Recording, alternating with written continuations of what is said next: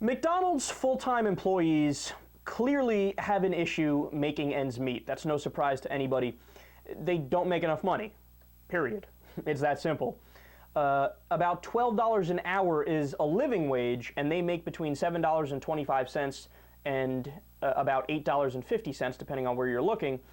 Well, in order to deal with some issues that may arise, McDonald's set up a McResource website, is what they call it, where employees can log in and the company gives advice on how to deal with issues like if you're facing poverty, if you're facing hunger and stuff like that. So listen to what they recommend about how to deal with stress and hunger. They say, quote, "The company recommended selling some of your unwanted possessions on eBay or Craigslist to bring in some quick cash."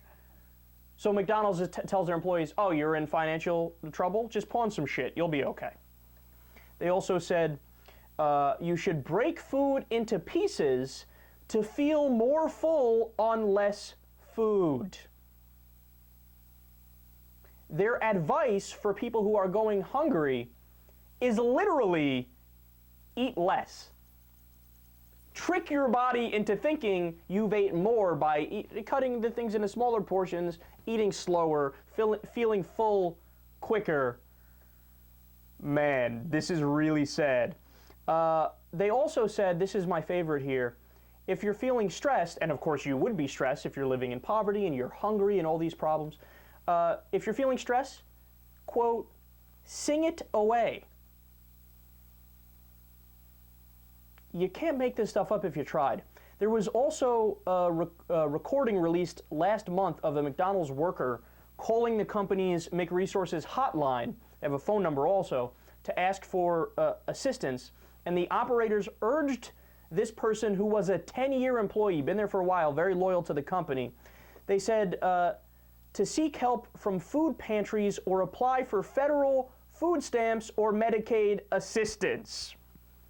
So this is the same thing that we talk about all the time with Walmart too, where they pay their employees such shit that then the employees, in order to survive, have to run to the federal government and get assistance. And then the irony of this is that the Republicans always scream and yell and bitch about how the parasites are leeching off the system, stop living off the taxpayer dole, you moocher.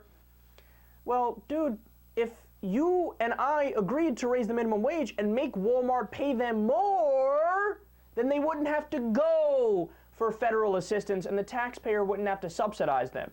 So if anything, it should be conservative Republicans who are leading the charge to raise the minimum wage. But of course, the congressional Republicans are blocking every single attempt from the president and the Democrats in order to pass a minimum wage increase.